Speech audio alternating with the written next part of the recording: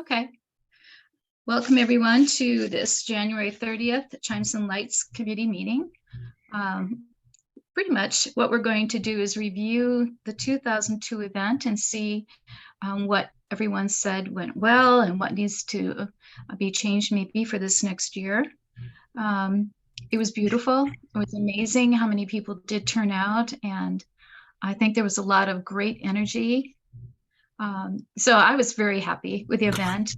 We've had some feedback, but there's some key players here that we need to hear from about how things went, and did they go great, or is there anything we need to tweak? I'm wondering, actually, maybe Kathy, right? You were right down in the midst of everything. Why don't you give us some feedback about how things went for you? Sure. Yeah, I thought overall it went great. We expected at our open house maybe a few more people than what we got, but it was a pretty decent turnout.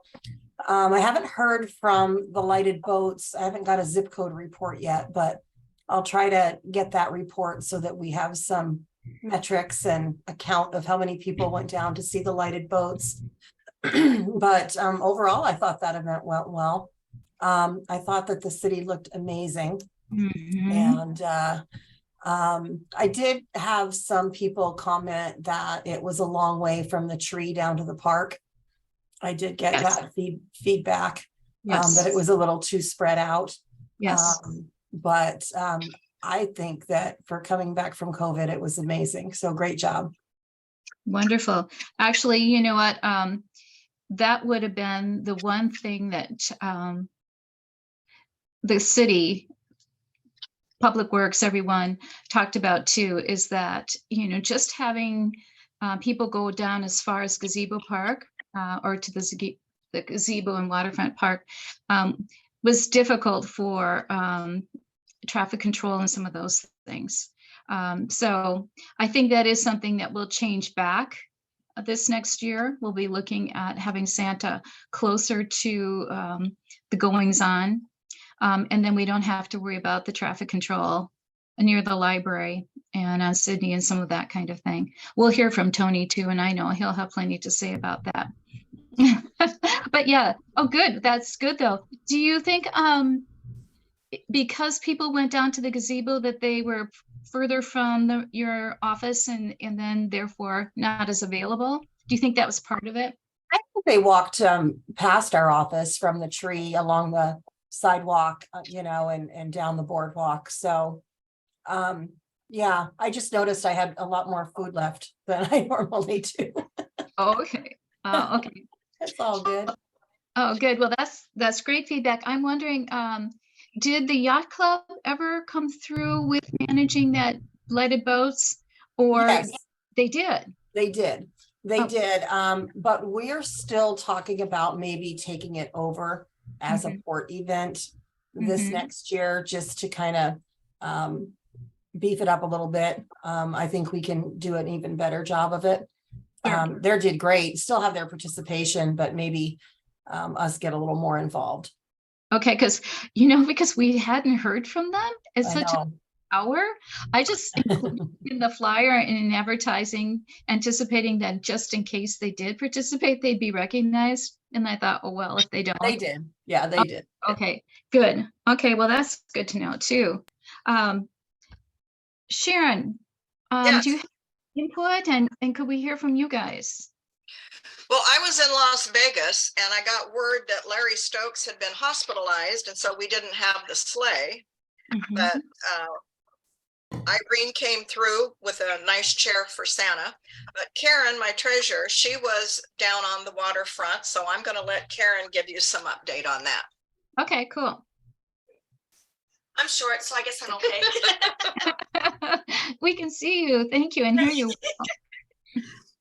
It was when Santa got there, it was really quite confusing for the crowd, and because we had Santa facing towards the stands, and so everybody thought that's where the line was.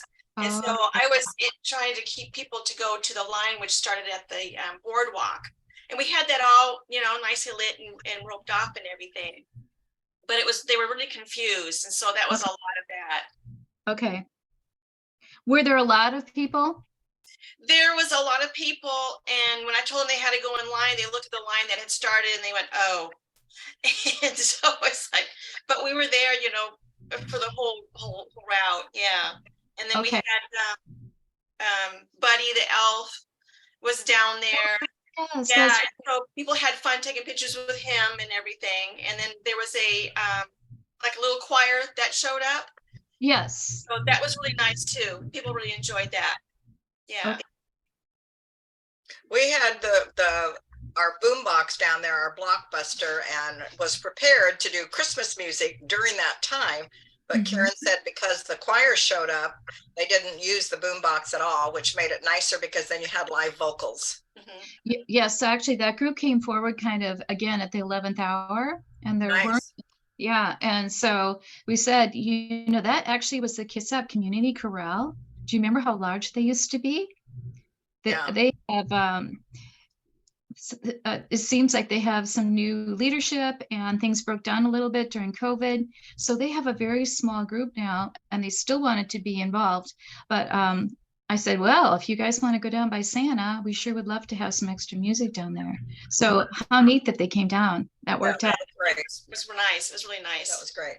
I Okay. asked Karen if she had any kind of a head count as to the number of kids, but she said, no, we didn't do any counting, but it'd be nice to have a click meter, though, this have one person just clicking that little people meter that the minute they walk up to Santa, you click it so we can get an idea better of how many kids are actually coming.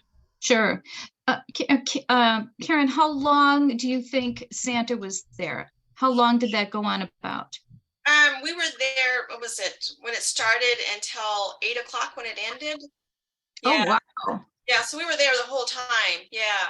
And then Okay, and it was fairly busy that whole time? There were people coming? the whole time. Yeah. Okay. 'Cause Wow. we cut it off. We cut it off and said that, you know, after this time, then, you know, Santa's got to get ready to go do his reindeer, you know, for the kids. So yeah, we kind of, and then people started leaving then anyway. It was getting cold. How many would you say were in line at that point in time? Not many. It was mostly my daughter and her family. Okay. Went to the, you know, 7 of them. So Yeah. so it was Okay. after that. When, Yeah. when you talked earlier of moving it back again, well, the year before we were on the grassy area by the Yeah. port restroom area. Yes. And then when I sat with James at the POBSA meeting, he had said something about moving it over to the other marina across from City Hall.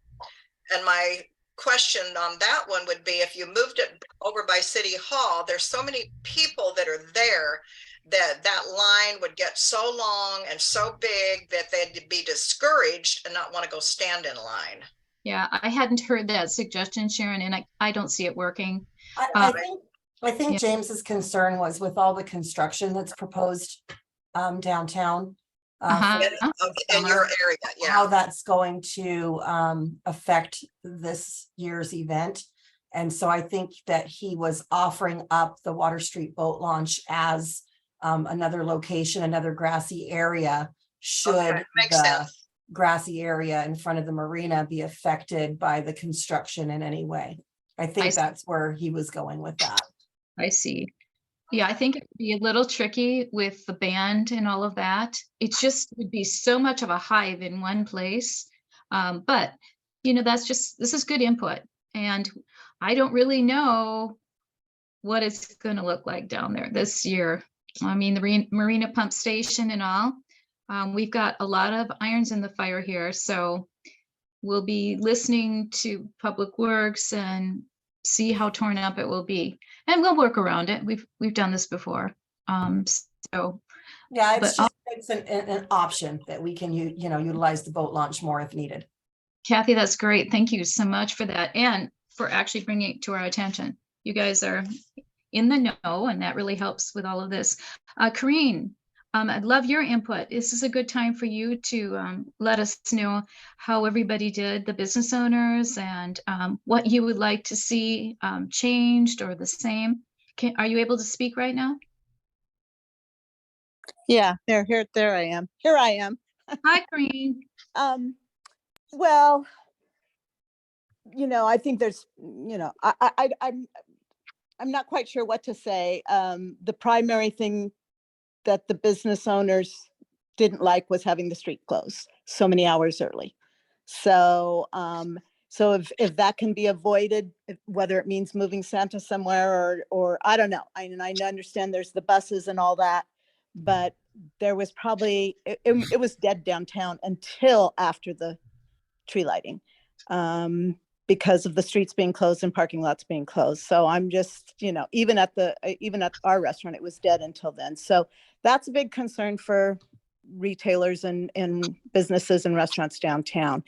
That 3 to 4 out, well, probably 3.5 hours before the pet parade started. And the, pet parade could always be done somewhere else. So pet parade went well though. I will say that I think there was a really good turnout. And that's pretty much all I have. I do want to I think Sam is on this call. Yes, yes. Yeah, she might want to add something to that, but I really want to get Irene and Sylvia, Irene Beckham and Sylvia Morgan tied into this committee because I'm now past president for their input. So for future meetings, I know both of them are on vacation right now. So, and I have nothing to add about the coloring contest either. Kathleen handled that. So, but you got a lot of months to try to figure out what's going to happen because we all know that it's not just the Marina Pump Station; it's a whole series of things after that. It's going to be just one thing after another down in that into town. Right. Yep. And we'll have to see how it goes. And I mean, it's all for the good. It's Yep. just going to be some big changes and eruptions, but eventually 6 years from now, it's going to be wonderful. yeah, we're just working around it.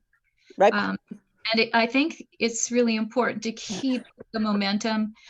We had 2 years when people we didn't have a live Chimes and Lights. Mm-hmm. And so we'll find ways to work around it. We just keep tweaking it. And I think people were extraordinarily happy to have it again. There was Yes. so great feedback. We heard from people that had just so much fun. So, this is something that's been going on. This will be our 25th year, you guys. So Yeah. Nothing is really new in this. A lot of it is a traditional. And again, as a small city with everything kind of clustered downtown, we have a lot to work with. I mean, a lot to overcome. But Sam, or Samantha, I don't know. Do you prefer to be called Sam? Yeah, that's great. Okay, I just didn't know for sure. Could you give us some feedback on what you're thinking? Yeah. So I own 2 businesses, so Josephine's and directly across on the other side, Revival. I will have to say it is always our slowest weekend of December. I wasn't so much opposed to the center being closed down. I wish it would have been utilized more because basically it's just dead until the marching band goes down or the pet parade. It was more behind our shops were closed super early, like at 2. And so we had customers scrambling out of our shops at 2, not wanting to get towed. So I finally asked somebody from Public Works, and they're like, no, they're not going to get towed. They just can't come down here anymore. So if there was a way to leave parking downtown so that when people do want to come, there's somewhere to park, that would be awesome. I've been to some other events in other towns. Like I have a couple of girlfriends that have shops in Enumclaw and Sumner. And when they close down the main street, one of the things I love is they add seating or they add, which I know this is all fire marshal, but like little fire pits or a few pop-up vendors. So it still promotes, I guess, like you said, that beehive effect kind of in the center of the street.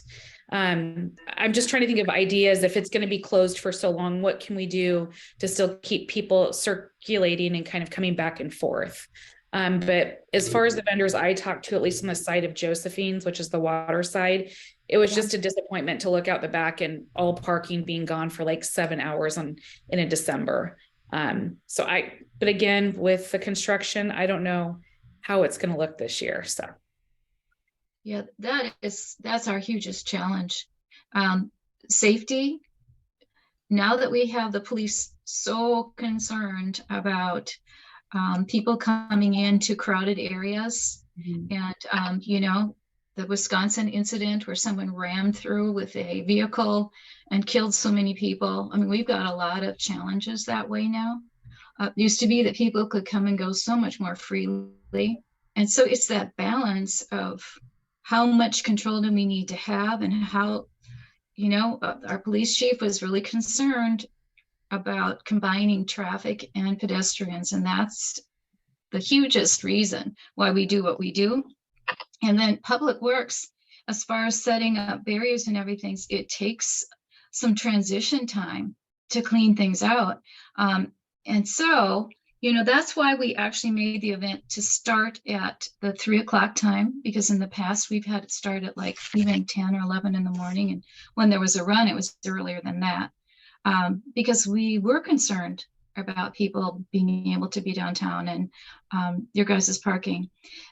The police really do not want any kind of combination of parking going on with any kind of event activity. So, Tony, can you speak into this? This is a good time for you to go ahead and say a few things too. Sure. You guys are the ones that are dealing with that balancing act. Go ahead. Sure, yeah. From Public Works perspective, lot 3 and 4 was the most concerning. We had originally scheduled to close that at like 1 something along with the rest of Bay Street. And then we modified that so the patrons could actually park, and visit the businesses through there. But then it became even more problematic as they're parked there, and then it comes close to 5 o'clock and everybody's still in the lot, and they're threatening Public Works employees because they can't get in or out. So, with the Marina Lift Station project, ideally we make that footprint a little bit smaller and constrain the closure to, lots 1 and 2, no farther than Sydney. That'll open up the parking in lots 3 and 4 so everybody can park there. Having lots 1 and 2, the parking open during the event when it's shut down on Sydney was sort of convoluted, that you have parking behind the buildings open, but the street's closed. How does the ingress egress work with that? So it's just easier just to keep it closed and then hopefully shift all the parking to lots 3 and 4. And the other caveat to that is with the Marina Pump Station project, we're in negotiations right now with the Port of Bremerton as far as how that parking is going to look here in the future. So we really don't know yet at this point. Yeah, that is going to be the big conundrum. Right. And it really, Tony, like realistically, to set up the barriers and everything, isn't that 1 to 2 hours easy? Oh yeah, we're using the Jersey barriers now, which are water filled. Yes. So place them out and then get a vac truck and actually put the 300 gallons of water in each one takes some time. So that's our conundrum. I don't know, Kathy, if the lots 3 and 4 were opened and we have to do a trade, which we will, I'm sure, with you guys, how many places do you think would be actually available? How many parking spaces? I honestly don't know, and I don't want to venture into that maybe right now for this, because it's still way too up in the air. The port's always going to try to be a good partner for all, waterfront events. So, we'll do what we can, but we also have, 342 marina tenants that we have to figure out where they're going to park as well. So I think that, like Tony said, there's going to be a lot of changes, a lot of negotiating, and a lot of, I don't know, uncertainty for a little while, I think. Well, I wonder if we need to think about some kind of shuttle. We've done that in the past and had mixed success with that, especially in crummy weather. People like to have their vehicles and it's tricky, getting on transportation, getting off, that kind of thing. But these are all things to be discussed. Chimes and Lights will go on, and December 2nd is the day. But we have a lot to work out, you can see, and a lot of information we won't even have until further out.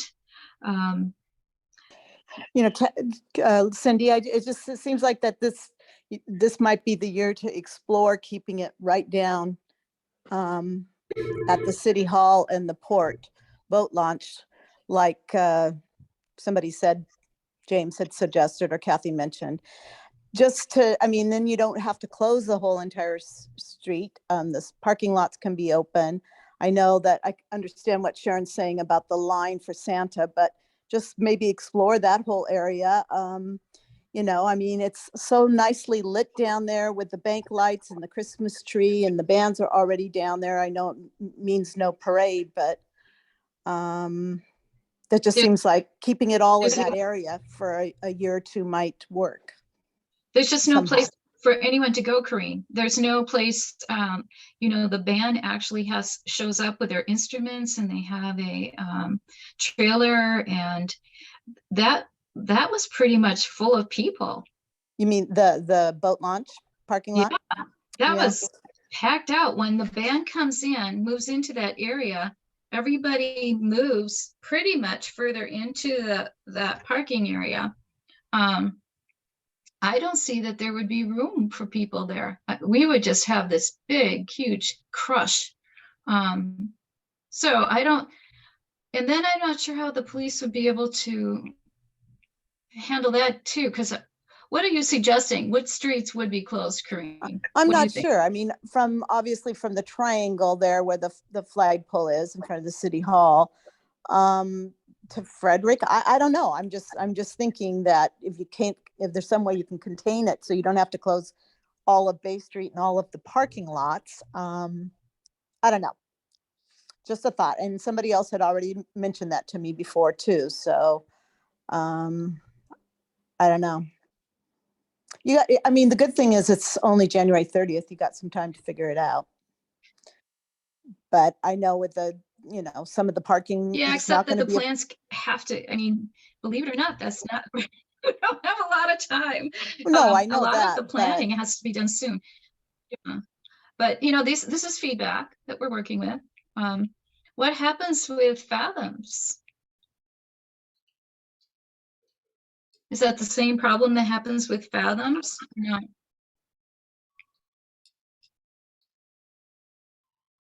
Sharon, you're on mute.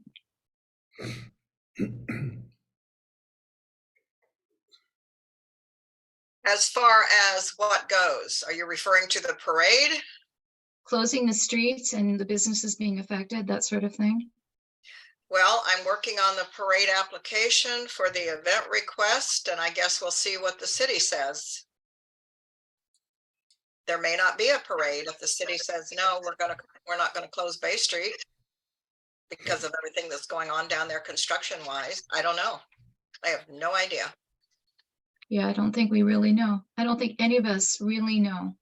It would be our 54th annual Grand Parade, and I always send out the parade invites in January, so I haven't sent those out yet. So it's a question of, once the city gets the application, what's the turnaround time? Because I don't want to send out parade invites until we know. And last year it was really, really sketchy.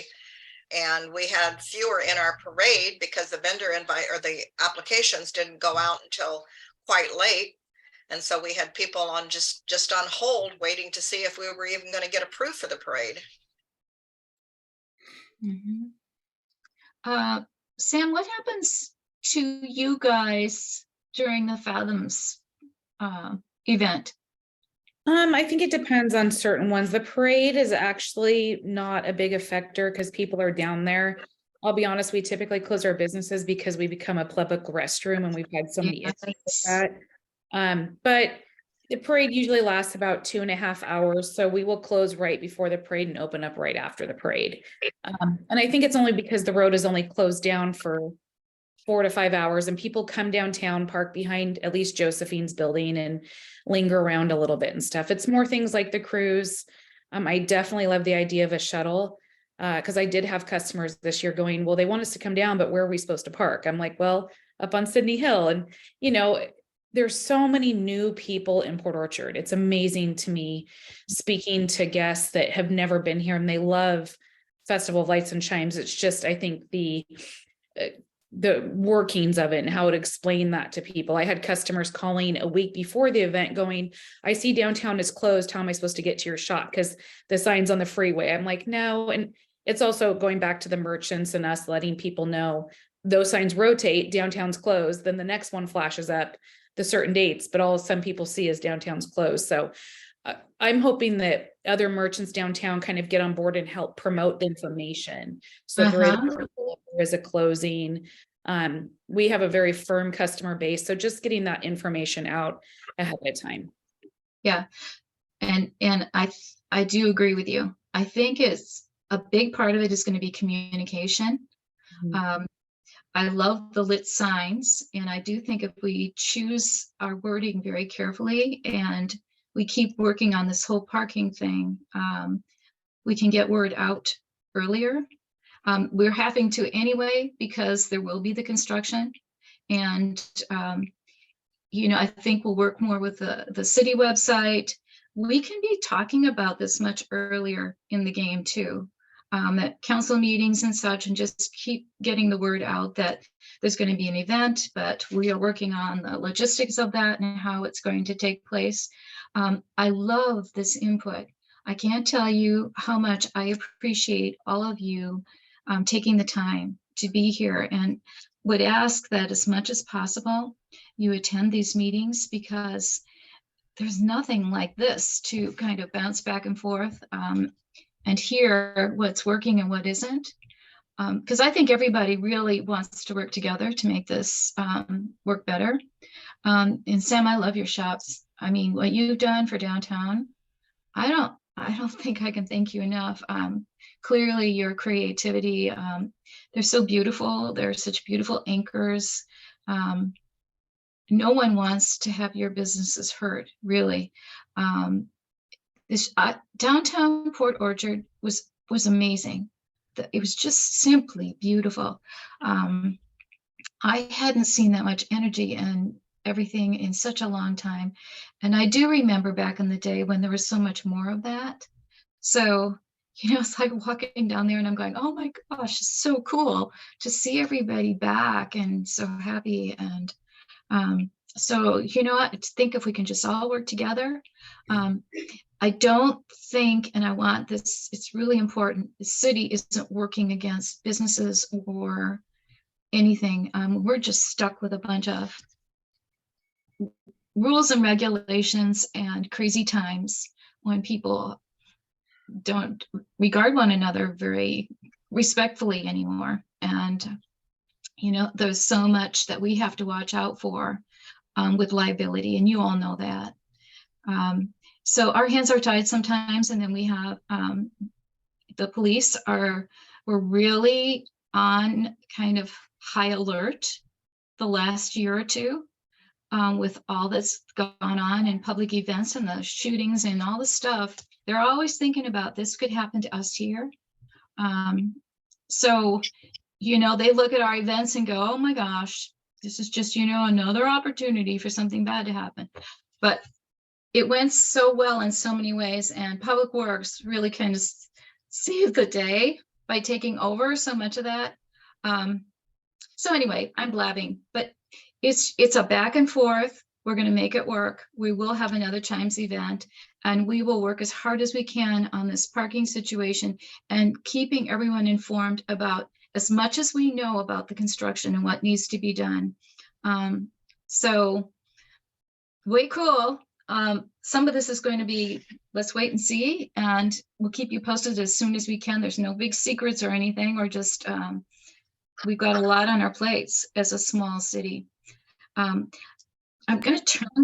I'm sorry. Yeah. Can I just make one quick suggestion? One of the things is, because Joe's and Revival are at the anchor of downtown, like where the event starts, we had tons of people coming in asking for the maps, asking for the events, where they are. I would love to see a QR code made this year that we could have them all over the city. People could just zap it and know, okay, this is where Santa is. This is what time the pet parade starts. And I think that would also be a benefit to downtown businesses, because sometimes we feel like we anchor downtown the entire year, but these big events come in and then we just drop. So maybe even in that QR code could say this business is open doing 10% off, or this business is open doing a coloring contest. Just I love paper, but it's not always efficient and it's not environmentally, but the QR code, everybody has their phones on them because they're ready to snap pictures. So, we could do 30 signs downtown and every business could have a QR code, and then that information get out so much quicker. This is where you can park. This is what time the shuttle leaves. That's just my idea for more communication. Absolutely. And you know what? That makes so much sense. We will definitely work on that. That really would be a very good idea. So, yep, we will work on that.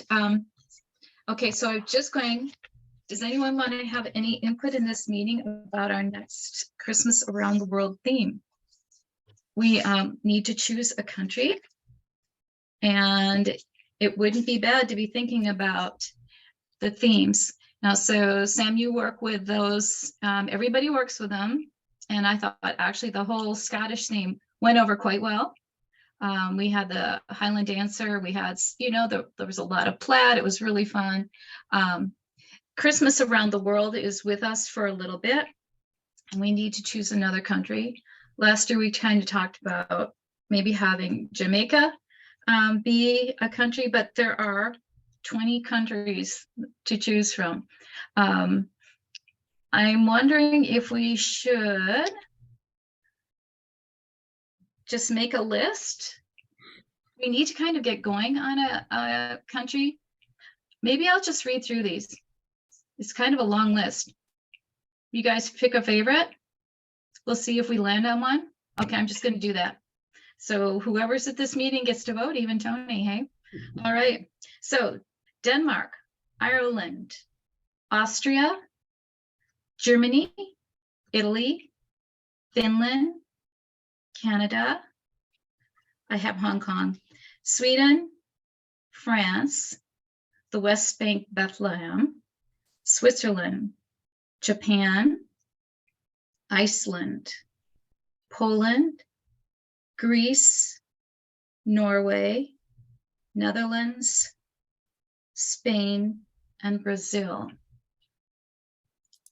Anybody care to comment on any of those? I like Germany just because heritage, but that's just me personally. Okay. Yeah, she's I like Germany or any of the Scandinavian countries. Yeah, they're fun.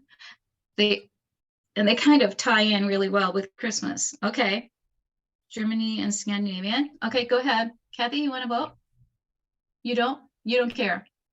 Okay. I think they're all great. Any of them would be great. Sharon, did you have any an opinion?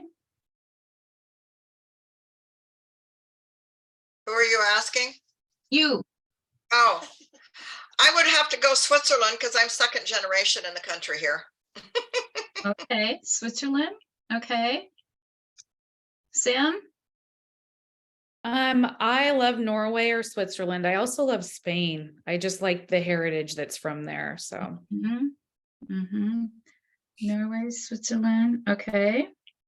Tony? I think I'll defer and go with the consensus. I'm fine. Okay, he doesn't want to have a vote. It could come back to bite, right? Okay. So let's see, Janine, do you have an opinion? Germany? Oh, you did. Yeah, Germany. Yeah, Germany. Okay. Well, if you did two bordering countries and then like Spain and Italy, kind of bordering countries. I've got to put you on mute here. I got a phone ringing. Okay. You know what we'll do is these top ones we'll have Janine send out to the full committee and have a little vote for fun. And by next meeting, we'll actually have a country and we'll get that information out soon so people can be thinking of ideas. I did look into Christmas around the world in different countries, and most of these countries have rich traditions and a lot to choose from. There were some countries that it wasn't as easy. And interestingly enough, almost half the world celebrates Christmas, even though not everyone celebrates it as a religious holiday. And that the majority of US citizens celebrate it, whether they are consider themselves Christians or not.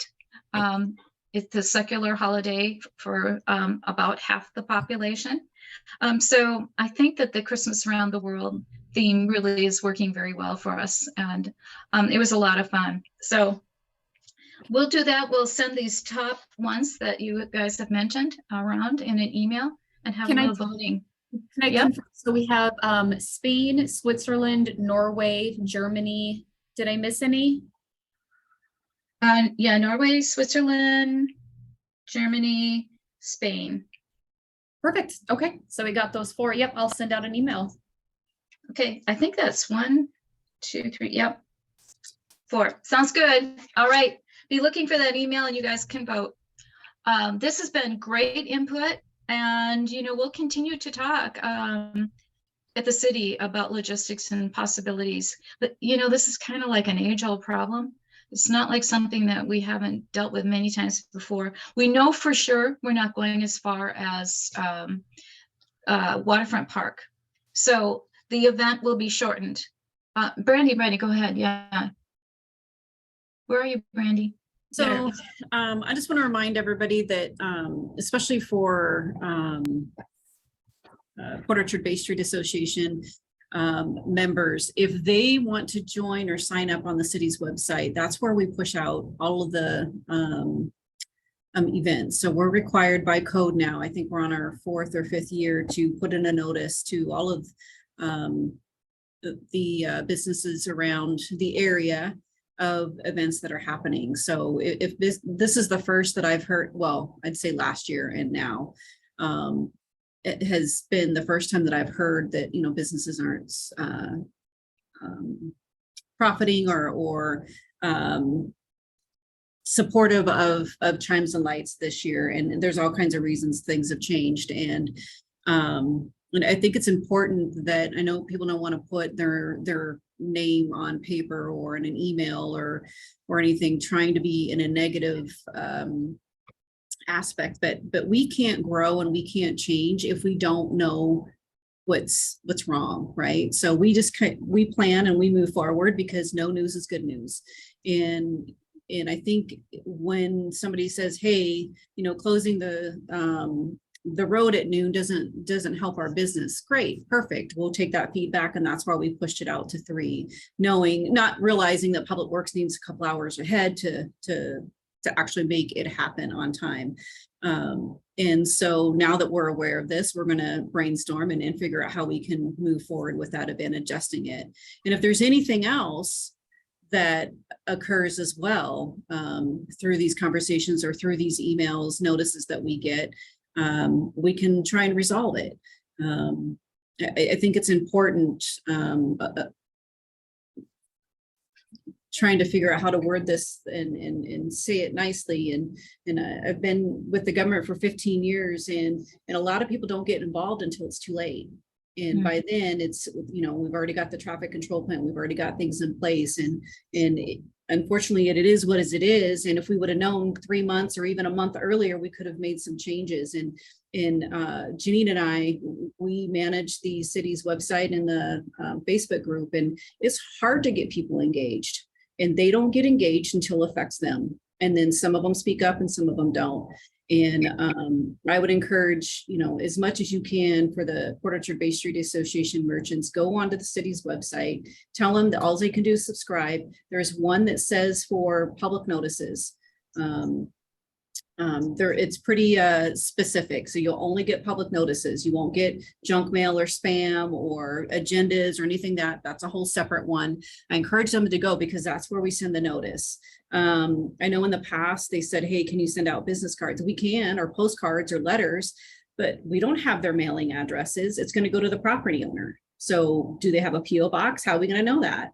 Yeah, Brandy, I think, the thing with POB says we have the same issue to a certain degree, trying to get our members to engage. It's the same problem all over. But I do want to point out one thing. I mean, it's been 7.5 years since we took over the restaurant and became an active business on Bay Street. And as I pointed out to several people, the last few years have seen downtown really become, almost vibrant. I mean, there are almost no you take away Myries, there are really only 2, maybe, empty storefronts now, 3 at the most, and that certainly wasn't the case. So that's why I think there's a growing awareness, and there's a lot of new business owners downtown as well, whether they own the building or not. So it's just really, I think, come to a head this last couple of years. And then of course there was COVID, and now we're all, going back to full on stuff after COVID. But I will make sure that POBSA members are directed to the city website to get on those lists. And I know there's a couple, as I said, there's a couple of people who would like to make sure they're on the Zoom meeting list for this committee. But things have been changing downtown, and they're going to change some more. So, but we have the same problem. Okay. we can't get all our members to engage. Some of them do, a lot of them don't. So. And Janine and I are open for suggestions. So if there's anything that we can do to get the word out, and I'm sure you guys are aware, but we started a Chimes and Lights Facebook page this past year. So trying to hopefully get people engaged in that way. So sometimes I think those of us who engage, because I'm a very engaged person, forget that not everybody knows what's going on. I know I do. I'm always kind of like surprised. What, you didn't know that? Yeah. So it's tough to get people, aware of stuff. So absolutely. Mm-hmm. So this is great input, and we'll do what we can. And, we do have budget constraints as well. So we try to make the best use of our funds to get the word out, and we'll just keep trying to do better. I love hearing from you all. Thank you so much. This is great. And again, the next committee meeting, let's actually see if we have that date. Janine, let's peek at that. Yeah, so February 20th, which is the third Monday, we're actually closed for President's Day. So we've got that again. We always went into that. We do. So I didn't know if you wanted to meet the Monday before, the Monday after, or maybe the week of the 20th. I'm completely open. Let's just go ahead and meet February 27th. Do you think that works for everybody? That's then pretty much a month from right around this time. Perfect. So the 4th Monday in February. Yep. And I can go ahead and send out a reminder email, and of course the Zoom. And then you guys are talking about 2 more individuals who wanted to become part of the Chimes. If you guys wanted to send me their contact information, I can get them added to our distribution list. Or if you wanted me to reach out to them, I can absolutely do that. No, I'll send you their information. Perfect. Okay. Thanks, Corinne. You're welcome. Okay, great. So hope to see you all on February 27th at 3:30. And we'll be getting those emails out to you, and then the voting to vote for your favorite country. Hey, Cindy, we'll have that then. Yes. Speak to another public works concern before we. Yes. Oh, yes, absolutely. I'm sorry. My goodness, I should. Yeah, go ahead. Is the potential for inclement weather during the event? I think this year we came the closest that we have since the 12 years since I've been here. That, the detour route that we're sending them up, prior to inclement weather is up Sydney. If we get significant snow or ice, we're sending them up a steep hill, of which we shouldn't be doing from a safety standpoint, or asking them to go up a hill. So we really need to determine, a potential contingency plan in case that happens. Whether it be, I don't know. I don't know what the answer is to that, but generally when we have inclement weather like that, public works staff is on 12-hour shifts. So yeah, you just lost half of the crew because they're at home sleeping. So for them to be able to, put up traffic control and be out plowing and sanding the streets is not feasible. So I don't know what the answer is, but we just need to keep that in the back of our minds, that that's a potential. Yeah, we had snow just before, and they had been out plowing. They had long shifts. I know that was tricky. And then just within a month or so, there were the king tides, and then the flood control. So we live in an area that's a little bit unpredictable. We know that. And so, yep, that's all part of our communication thing. Yep, Brandy, go ahead. And I'll just, I think what I'll do is I'll reach out to who designed our traffic control plan when we did the drive-through Christmas, and just see if they have any recommendations of an alternative route for inclement weather. And then find out what their requirement for notice is. You know, maybe we might get lucky and they can step in if we need to within, you know, so many hours notice type of thing.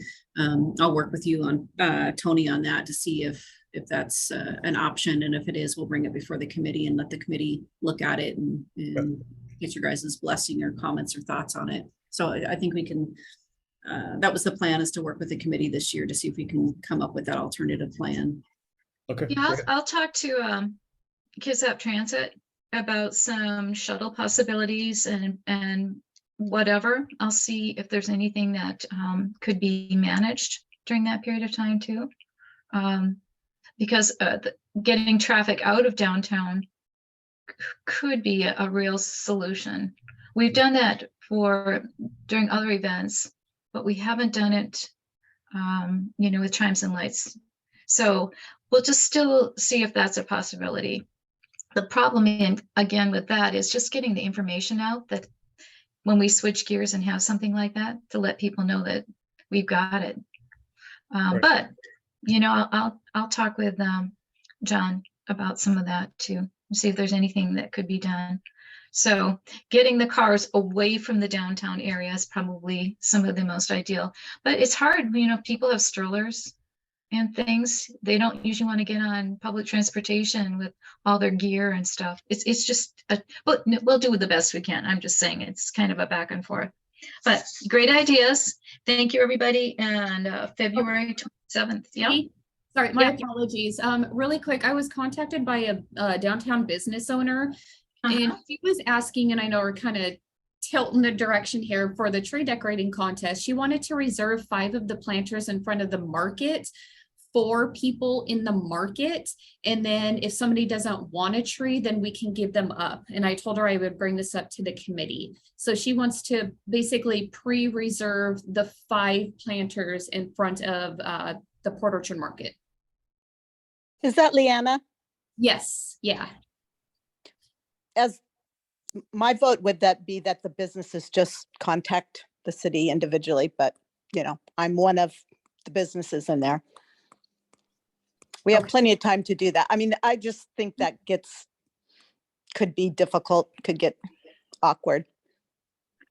Because it could create other Well, blocks. I mean, there's a payment to begin with, so Mhm. I make sure all the market businesses know ahead of time. I mean, it's your decision, but Well, we do have a reservation preference anyway. yeah, yeah. So I think it's already in place that people can reserve. Yeah, I mean, there really is only 4 businesses in the market, and I reserve a tree as the market and pay for the whole thing myself. I don't even reserve it as the dock. I just reserve it as the market, and then anyone else can. That's my 2 cents on that subject. Okay, thank you. Hey, Brandy.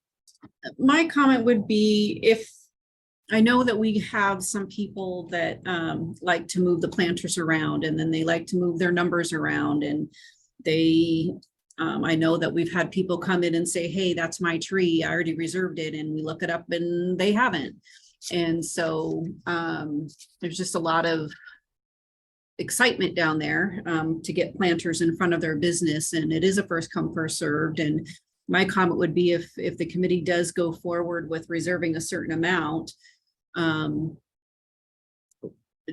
keep in consideration, would that help some of the reduced in swapping and taking out numbers and all of that? That's all I have to say. But either way, Janine and Cindy usually get it figured out and get those numbers where they should be. So if it helps create better organization of those tree numbers, then the committee can move forward in that direction. But that's all I have to say. You guys, I think we won't go that route. I think it could come back to bite us, because then maybe other organizations might want a block of trees and it wouldn't really be available to everyone. So I think we'll just kind of take that into consideration for the future, maybe when we have more trees in more places, that kind of thing. But for the limited space that we have, I think our little system is working pretty well. That people do have preference if they've sponsored a tree before to reserve and then pay for it, and then that seals the deal. The thing with the numbers, it's because we've lost planters in the past, and it's a little tricky with our map, having to redo it. There's always a little bit of this, that, and the other thing, but you know what, for the most part, it works just great. So we're doing our best with the resources we have. And so we'll get that information out as to those deadlines and have it be as fair as possible. I don't think we'll go with the blocks of trees. You know what? I love it. Those trees, to whomever has sponsored them, it's just so much fun. It's so beautiful. It's a wonderful little tradition that I think is working well and really changes the whole look of our downtown in so many ways and offers a lot of participation. So very fun. So anyway, anything else? Anything for the good of the order? Otherwise, I think we'll say goodbye and see you all on February 27th. See you then. Bye, everybody. Yeah. Thank you again. Goodbye, everybody. Bye-bye.